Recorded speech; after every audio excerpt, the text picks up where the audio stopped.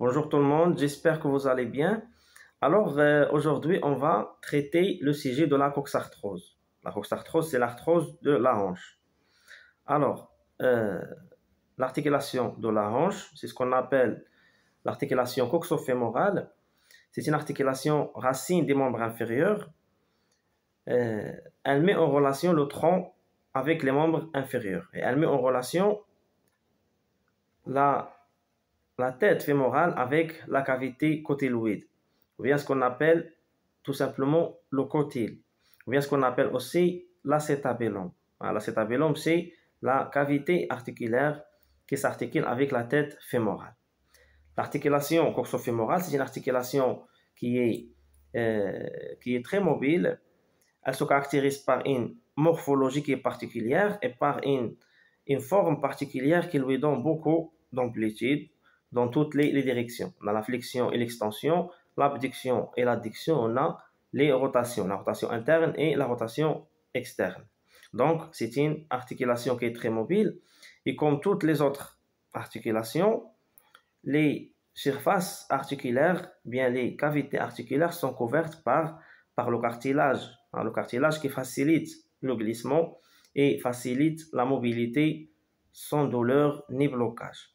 Et la destruction de ce cartilage, bien la lésion de ce cartilage, bien la perte, que ce soit partielle ou totale de ce cartilage, provoque des douleurs et provoque une limitation articulaire et provoque aussi une gêne fonctionnelle. Et au niveau de l'articulation coxofémorale, la destruction cartilagineuse donne ce qu'on appelle la coxarthrose. Alors, cliniquement, si on veut classer cette maladie, on distingue deux types. On a la coxarthrose primitive et la coxarthrose secondaire. La coxarthrose primitive touche les personnes à partir de 55 ans et particulièrement les femmes. Les femmes sont les plus touchées. Et la deuxième forme, c'est la coxarthrose secondaire qui peut être soit congénitale, qui est due à une malformation congénitale ou bien une luxation congénitale de la hanche. Et la deuxième forme, c'est la coxarthrose acquise qui peut arriver suite à des pathologies qui touchent l'enfant, comme par exemple l'osteochondrite, comme la pseudarthrose. Elle peut être aussi la conséquence d'un traumatisme, un traumatisme qui arrive par exemple lors de la pratique d'une activité sportive, etc. Donc, concernant les tableaux cliniques, on a deux types de coxarthrose. On a une coxarthrose qui est primitive et une coxarthrose qui est secondaire, qui peut être soit congénitale, soit acquise. Alors, en ce qui concerne les symptômes, il y a bien sûr plusieurs signes cliniques qui peuvent apparaître. Et le signe le plus important et le plus gênant, c'est quoi? C'est la douleur. Donc, le patient va sentir une douleur qui s'installe au début au niveau de l'aine, ça veut dire au niveau des plis inguinales, puis elle commence à irradier progressivement vers les genoux. C'est une douleur qui est mécanique. D'accord? Ça veut dire qu'elle se déclenche lors de l'activité et lors de l'effort et elle disparaît pendant le repos.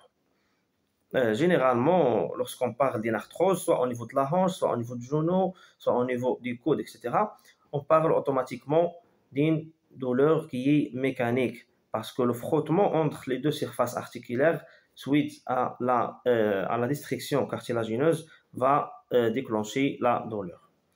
Mais parfois, on trouve des patients qui se présentent avec une arthrose qui est non douloureuse parce que l'origine de la douleur, ce n'est pas toujours la destruction cartilagineuse, mais plutôt la réaction inflammatoire. Donc, parmi les signes cliniques, c'est la douleur. Et aussi parmi les signes cliniques, c'est la gêne fonctionnelle. C'est normal. Dès l'entrée des patients, on détecte une boiterie juste par l'inspection.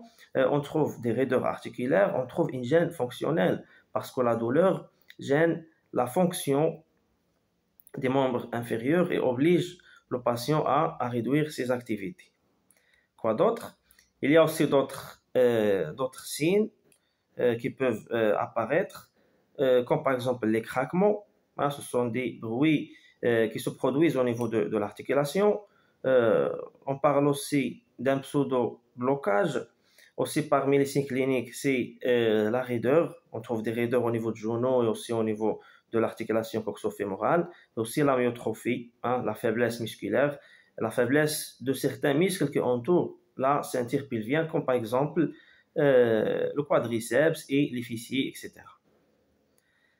Alors, maintenant, quelle est la conduite à tenir face à la coxarthrose, que ça soit opéré ou non? Quels sont les bilans kinésithérapiques qui doivent être effectués et comment se déroulent, ou bien comment se passent les séances de la kinésithérapie? Bien sûr, la première chose à faire, c'est la réalisation des bilans nécessaires. Il faut examiner le malade, un examen qui est bien détaillé, qui est bien adéquat, et à travers les résultats, ça veut dire on trace les objectifs de la rééducation. Pour les bilans, la première chose à faire, c'est l'interrogatoire. On fait le bilan de la douleur. Ah, on a déjà parlé de la douleur, c'est une douleur qui est mécanique. On fait un bilan morphologique pour détecter les anomalies et les attitudes vicieuses. Pour l'attitude vicieuse de la coxarthrose, elle est très connue. Ah, on a la flexion, l'adduction et la rotation externe, hein, de la hanche. Donc le malade se présente avec une flexion, avec une adduction, avec une rotation externe de la hanche. On trouve aussi un effacement des courbures rachidiennes. Donc il faut évaluer aussi la colonne vertébrale. Et aussi on trouve un fléchissement au niveau du genou. D'accord? Donc on a un fléchissement au niveau du genou et un fléchissement au niveau de la hanche. Et aussi dans le bilan morphologique, il faut chercher s'il y a des contractures musculaires au niveau, par exemple, des adducteurs, au niveau des ischio-jambiers, etc. Quoi d'autre? On fait aussi le bilan articulaire. Hein? On trouve bien sûr des raideurs au niveau de la hanche et aussi au niveau du genou. On fait un testing musculaire, ça c'est très important, hein, pour le testing musculaire. D'une part, on trouve une faiblesse musculaire de certains muscles qui entourent la ceinture pelvienne et notamment les muscles qui sont contre la déformation.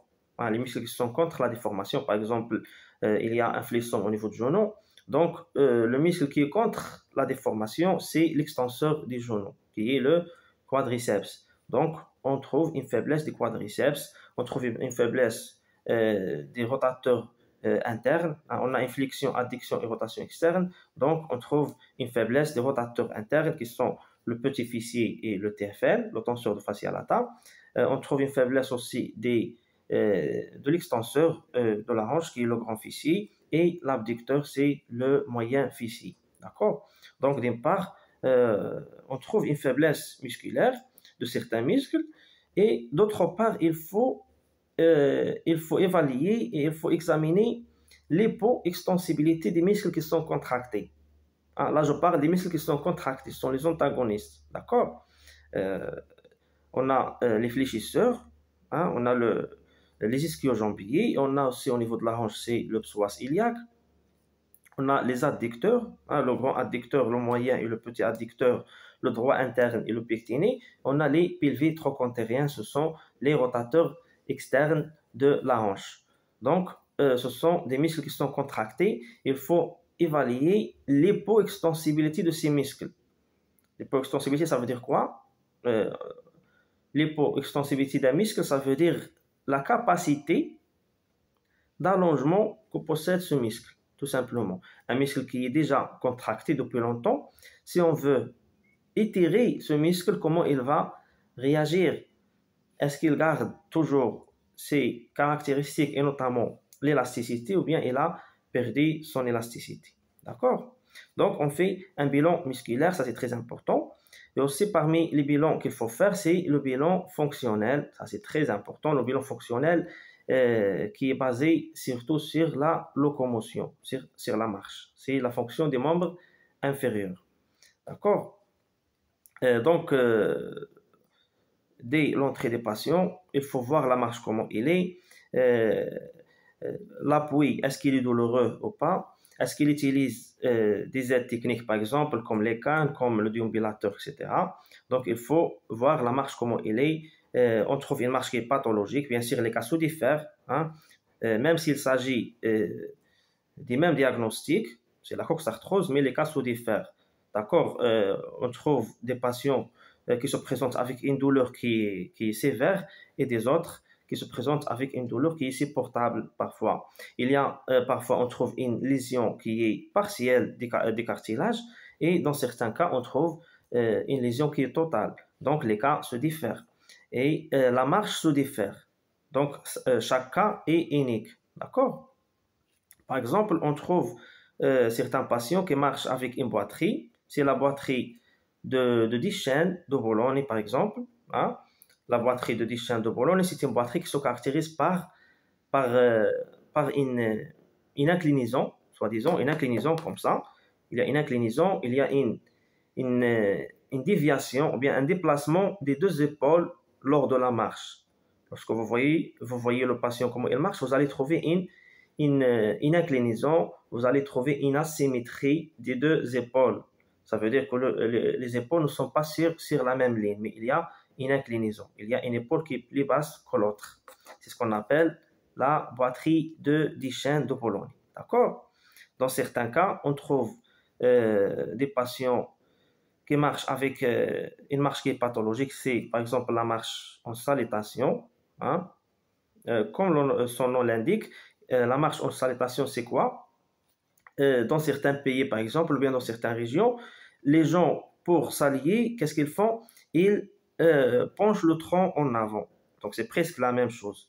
La marche en salutation se caractérise par une inclinaison antérieure du tronc lors de la phase d'appui. Parce que la marche se déroule selon deux phases. On a la phase d'appui, on a la phase d'oscillation.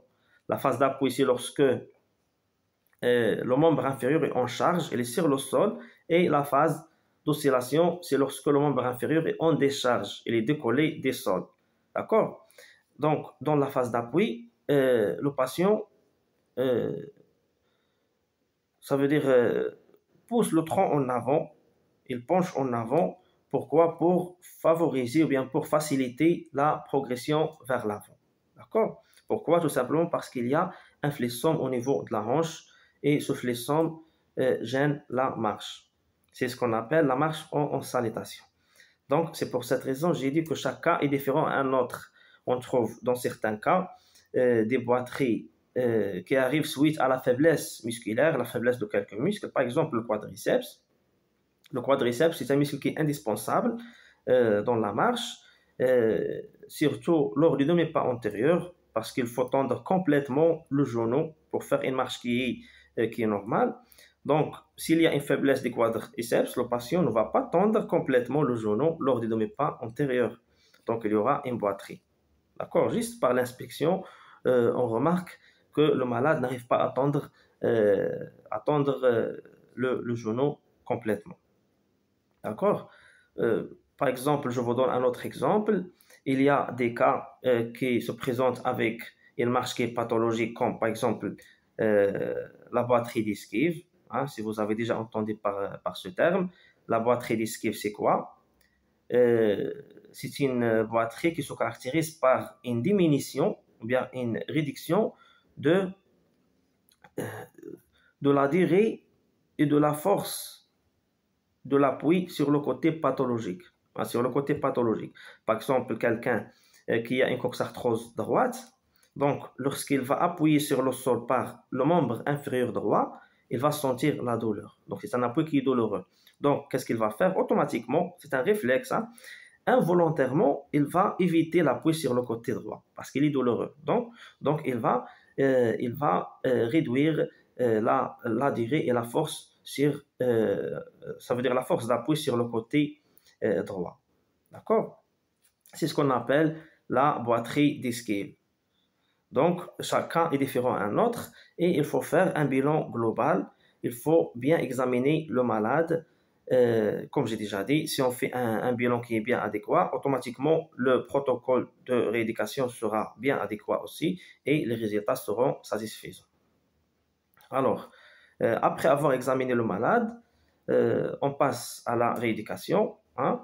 Les objectifs sont clairs, la sédation de la douleur,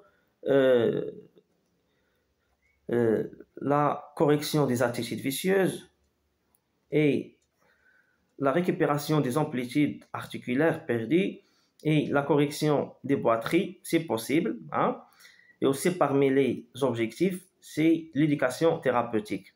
Et bien sûr, il faut respecter certains principes dans la prise en charge de la coxarthrose. Et parmi les principes, c'est qu'il ne faut pas toucher le malade pendant la période des poussées douloureuses. Ça, c'est très important. Donc, on travaille en dehors des poussées douloureuses. Hein? En cas d'une poussée douloureuse, la kinésithérapie est contre-indiquée. Et on insiste sur le travail statique, d'accord? Donc, on fait un travail statique. Ça, c'est très important. Et il faut orienter le malade vers l'auto-rééducation et ça veut dire, il faut respecter la règle de la non-douleur. D'accord? Alors, il y a 4 parties, brièvement. La première partie, c'est la sédation de la douleur. Pour la sédation de la douleur, on utilise tous les moyens qu'on a pour calmer la douleur. Le massage, à la massothérapie, on fait un massage ontalgique et décontracturant. On fait un pétrissage qui concerne surtout les piliers trochantériens, les adducteurs, les fessiers et aussi le TFL, le tenseur de fascia lata. Et on peut bien sûr traiter les contractures par les frictions. Il y a aussi la physiothérapie, comme la thermothérapie, la balnéothérapie, hein, la mobilisation solo, la cryothérapie, l'électrothérapie ontalgique à basse fréquence. On utilise aussi les ultrasons, hein, qui doivent être appliqués pendant une courte durée, qui ne dépassent pas 7 à 10 minutes maximum, et aussi les ondes courtes. Et aussi, pour calmer la douleur, on peut faire des tractions, hein, des tractions manuelles dans l'axe des membres inférieurs et aussi dans l'axe des cols fémorales. Quoi d'autre? La deuxième partie, c'est l'entretien articulaire. Pour l'entretien articulaire, on fait une mobilisation passive. La mobilisation passive qui doit normalement être suivie par des mouvements de circonduction dans les limites des amplitudes articulaires recherchées. Et aussi, on fait des postures. Des postures, ce sont des manœuvres qui sont passives et autopassives dont l'objectif est d'augmenter l'amplitude articulaire, hein, soit manuellement, soit à l'aide d'un système poids-poli. Quoi d'autre? Il y a aussi les exercices d'étirement. Hein. L'objectif, c'est d'augmenter l'amplitude articulaire et aussi la technique de contracter relâcher. Quoi d'autre? La troisième partie, c'est le travail musculaire, bien le renforcement musculaire. Bien sûr, comme j'ai déjà dit, on fait un travail qui est statique. D'accord? Donc, on fait un travail statique, un travail qui est actif, un travail qui est analytique contre une résistance manuelle. D'accord? Donc, on fait un travail analytique. Analytique, ça veut dire quoi? Ça veut dire on travaille muscle par muscle, ou bien groupe musculaire par groupe musculaire. On ne fait pas un travail global. Pourquoi? Parce qu'on cherche d'une part à obtenir un renforcement musculaire qui est maximal et on cherche à obtenir un relâchement musculaire, tout ça en évitant le balayage articulaire. C'est pour cette raison qu'on fait un travail qui est analytique. Donc, on travaille les muscles qui sont notés faibles ou bien déficitaires lors du testing musculaire. Donc, on travaille selon les résultats des testings musculaires. D'accord? Donc, c'est ça en général. On a la sédation de la douleur, on a l'entretien articulaire et on a le renforcement musculaire. Et la rééducation doit être progressive et elle doit être indolore et aussi elle doit être continue. Continue, ça veut dire quoi? Ça veut dire que le malade doit faire des exercices chez lui à domicile et il doit respecter les conseils d'hygiène. D'accord? Les conseils d'hygiène de son médecin et aussi de son kiné.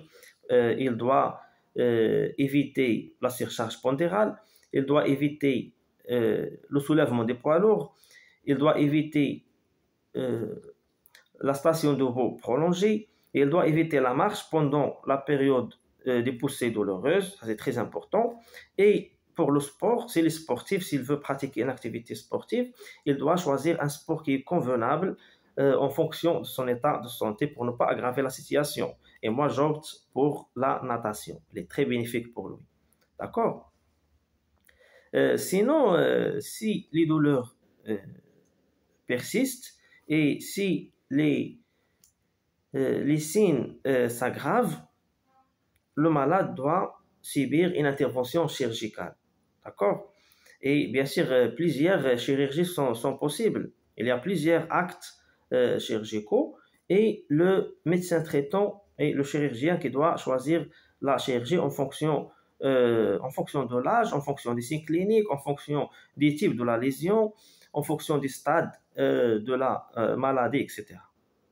Alors, pour la chirurgie, après la chirurgie, la kinésithérapie est toujours présente.